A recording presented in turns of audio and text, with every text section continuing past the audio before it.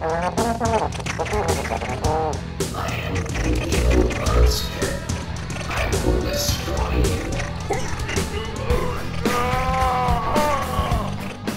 Greetings once again, fellow cauliflowers. Call you cauliflowers because I just come from a Cauliflowers Anonymous meeting. Cauliflowers Anonymous, yes, that doesn't mean that I'm trying to break the cauliflower habit. Hello, my name is Bob Matthews, and I'm a cauliflower-holic.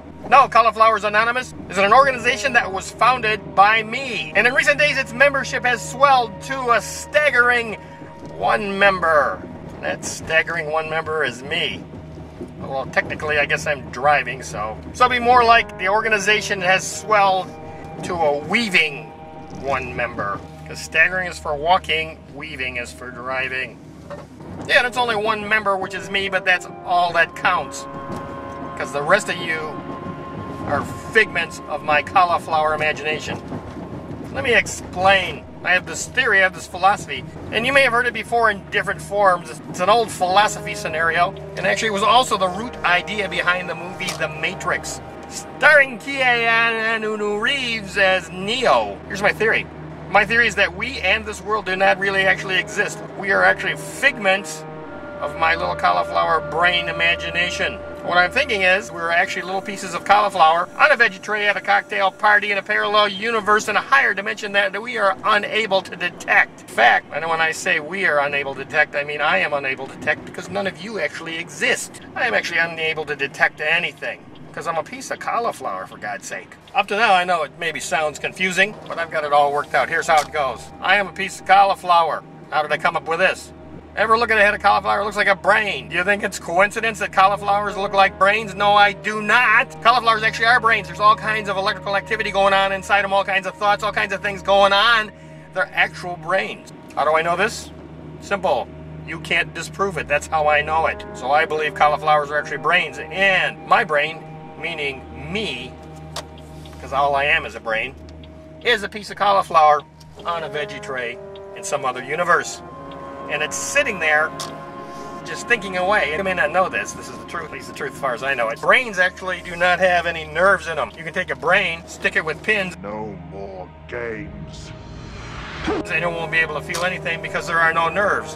When you get hit in the head or your head hurts or something, that's the tissue around your brain that has nerve endings that actually hurts. The brain itself doesn't feel. The brain also does not see, nor does it hear, nor does it taste, nor does it smell. Unless you leave it out in the sun too long. So in other words, our brains, or my brain, being a piece of cauliflower, has no capacity to accept input from its external world. It's just sitting there chugging away on its own, making up thoughts based only on its internal thoughts. My theory is my brain, this piece of cauliflower, has been sitting on this veggie tray what seems like years for me and is really only hours. For the other dimensional cocktail party hosts, time runs at different rates in our parallel universes.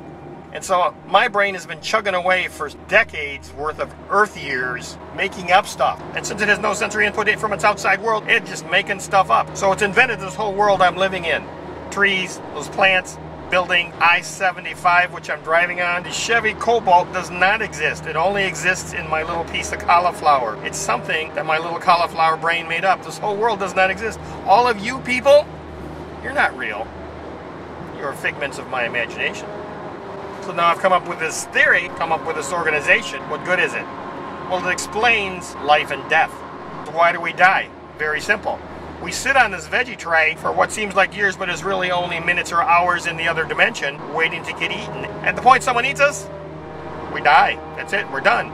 And that's why people die at younger ages, because they are eaten first. And you notice people that are eaten first are younger. Younger people are generally better looking. So I think that piece of cauliflower is probably more delicious looking in the other dimension. And as it gets old and weathers and gets little brown spots on it, starts to smell a little funky, that's us aging.